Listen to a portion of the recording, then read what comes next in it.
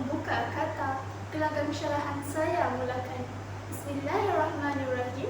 Assalamualaikum warahmatullahi wabarakatuh.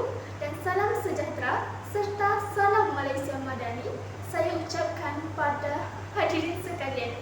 Yang dihormati pengerusi majlis, yang berusaha Puan Pengarah Institut Pendidikan Guru, Kampus Datuk Razali Ismail, barisan panel hakim yang arif lagi bijaksana, penjaga masa yang setia dengan jamuran dikna, pensyarah-pensyarah dan rakan-rakan yang dikasihi sekalian. Pohon mangga tiada berduri, tumbuh bersama bunga melati. Izinkan saya perkenalkan diri, moga-moga menyentuh hati. Nama diberi Nur Fatihah binti Nasir, merupakan pelajar Institut Pendidikan Guru, Kampus Datuk Razali Ismail. Saya merupakan pelajar PPISMP ambilan Jun 2022. Salam perkenalan saya ucapkan buat para hadirin sekalian. Berdirinya saya di sini bukanlah untuk membuang masa hadirin, bukan pula untuk berbicara kosong. Tetapi berdirinya saya di sini adalah dengan membawa harapan para mahasiswa di IPT melalui penyampaian sebuah syarahan yang bertajuk cadangan jalan penyelesaian yang boleh diambil oleh pelajar dan pihak kerajaan dalam menangani kenaikan harga makanan di kafe IPT. Hadirin yang dihormati sekalian, marca pada ini dunia menyaksikan bahawa kenaikan harga barang bukanlah sesuatu yang asing lagi, kerana bukan sahaja negara kita yang terkesan tetapi seluruh dunia juga mengalami hal yang sama. Mengapa harga barang dikatakan meningkat di seluruh dunia? Hal ini kerana berlakunya masalah inflasi, kekurangan stok bahan mentah dan sebagainya menjadi punca kenaikan harga barang secara mendadak. Kenaikan harga barang ini juga akan memberikan kesan secara tidak langsung kepada para pelajar di IPT kerana ekoran peningkatan harga barang ini telah menyebabkan para peniaga di kafe IPT terpaksa menaikkan harga makanan agar memperoleh keuntungan yang lumayan. Dengan kenaikan harga makanan di kafe ini menyebabkan kualiti hidup mahasiswa terjejas dan menambah beban kewangan mereka, sehingga kan ada dalam kalangan mahasiswa yang hanya makan mi segera sahaja kerana harga mi segera lebih murah berbanding makanan di kafe. Senario ini boleh dikatakan persis seperti peribahasa Melayu, berat mata memandang, berat lagi bahu yang memikul. Oleh itu, dalam syarahan hari ini, saya telah menyediakan beberapa jalan penyelesaian masalah yang boleh dilaksanakan oleh kita selaku mahasiswa di IPT dan pihak kerajaan. Antara jalan penyelesaian pertama yang boleh kita laksanakan bagi mengatasi masalah kenaikan harga makanan yang mahal ini adalah dengan membuat aduan kepada pihak atasan di IPT dengan cara mengisi borang aduan. Hal ini kerana melalui aduan yang dilakukan dapat membantu pihak atasan untuk menyedari dan mengetahui masalah yang dihadapi oleh para pelajar mereka. Hal ini dikatakan sedemikian kerana kebanyakan pihak atasan IPT tidak mengetahui masalah kewangan atau kenaikan harga makanan yang terpaksa dilalui oleh para pelajar jika tiada aduan yang dilaksanakan. Dan kebiasaannya, selepas aduan dibuat, pihak atasan IPT akan segera mengambil tindakan terhadap pengusaha kafe yang meletakkan harga makanan yang boleh dikatakan sebagai paku belanda kepada para pelajar. Oleh hal itu, para pelajar IPT hendaklah membuat aduan mengikut saluran yang betul, iaitu dengan cara mengisi borang aduan. Hadirin yang saya hormati sekalian, sebagai salah seorang pelajar IPT, antara cadangan yang boleh dilaksanakan adalah dengan menggesa pihak majlis perwakilan pelajar atau lebih dikenali sebagai LPP untuk melakukan perbincangan bersama pihak kafe seperti kata pepatah, bulat air kerana pembentung, berat manusia kerana muafakat, bagi mencapai kata sepakat dalam memastikan harga makanan di kafe menurun. Hal ini kerana pihak MPP merupakan sebuah badan yang bertanggungjawab menjaga kebajikan para pelajar di IPT. Saya percaya melalui perbincangan yang dilakukan ini dapat mengurangkan peningkatan harga makanan di kafe. Oleh itu, pihak MPP perlu memainkan peranan yang penting dalam memastikan harga makanan di kafe IPT menurun.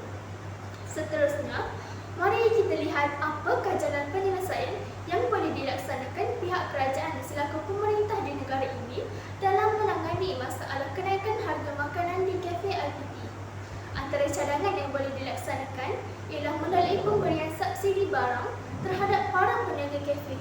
Apakah yang dimaksudkan dengan subsidi ini? Baiklah, menurut Kamus Dewan edisi keempat, subsidi ini membawa maksud sejenis bantuan yang berupa wang ringgit atau kebendaan yang biasanya diberikan oleh pihak kerajaan kepada pihak-pihak tertentu seperti peniaga kecil-kecilan, petani dan sebagainya bagi meringankan beban para peniaga, petani dan sebagainya. Melalui pemberian subsidi barang kepada peniaga atau pengusaha kafe ini akan menyebabkan harga makanan di kafe akan dijual dengan lebih murah kerana mereka telah mendapat bantuan subsidi yang menyebabkan harga barang di pasar menurun serta tidak memerlukan para peniaga kafe untuk mengeluarkan modal yang tinggi sekaligus meningkatkan harga makanan di kafe IPT yang turut mencecaskan kebajikan para pelajar. Misalnya, kerajaan memberikan subsidi yang berbentuk kewangan seperti sumbangan tunai rahmah iaitu STR atau bukan kewangan seperti subsidi ke atas barang mentah, contohnya ke atas ayam, minyak, beras dan sebagainya.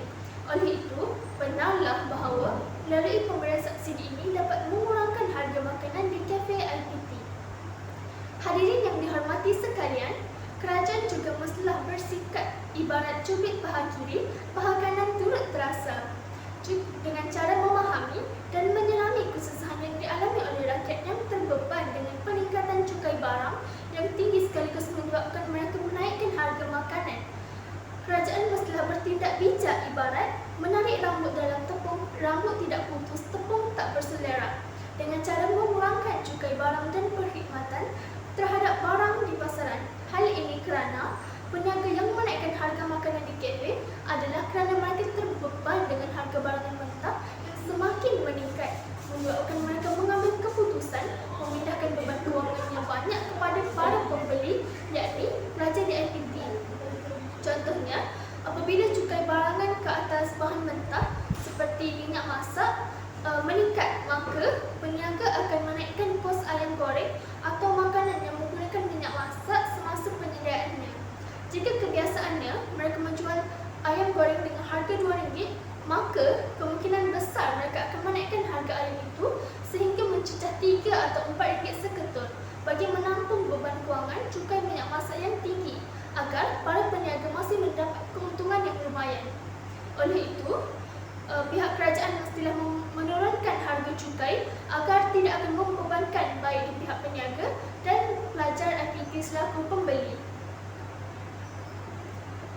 Akhir sekali, kerajaan juga boleh menyarankan pihak peniaga kafe di IPT untuk menurunkan harga makanan melalui pelaksanaan kempen penjualan makanan dengan harga yang lebih murah bagi mengurangkan beban yang terpaksa ditanggung oleh para pelajar.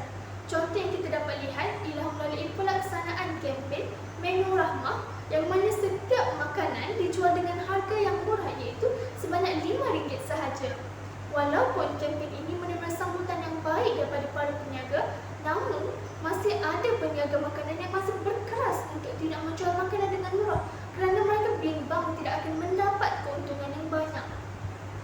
Oleh hal itu, pihak kerajaan mestilah memastikan peniaga-peniaga melibatkan diri mereka dalam kempen menu rahmah supaya pembeli tidak akan terbeban dengan harga makanan yang mahal, terutamanya para pelajar di IPT yang tidak mempunyai pendapatan sendiri.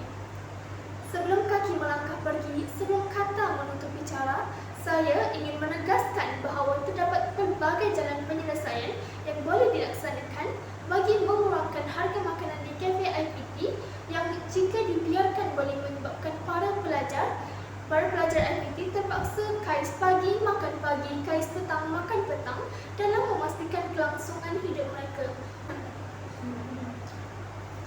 Oleh itu, semua pihak baik dari diri kita sendiri iaitu pelajar atau kerajaan perlulah bersatu padu bagai awar dengan tebing bagi memastikan harga makanan yang dijual di kafe IPT lebih murah bagi mengelakkan para pelajar membeli makanan segera seperti mi segera yang harganya jauh lebih murah, sekaligus menyebabkan berlaku banyak masalah kesihatan kepada para pelajar yang akan mencecaskan kualiti pembelajaran mereka. Kerana saya percaya bahawa para pelajar IPT ini akan menjadi ibarat pemuda harapan bangsa tiap negara suatu hari nanti. Saya rasa setakat itu sahaja bicara syarahan saya pada hari yang mulia ini, kerana saya pasti setiap pertemuan pasti ada perpisahan. Sebelum saya mengundurkan diri, izinkan saya mendeklamasikan serangkap pantun yang berbunyi: bunga dedap di atas bara, anak dusun pasang pelita. Kalau tersilap tutur bicara, cemari disusun maaf dipinta. Sekian, terima kasih.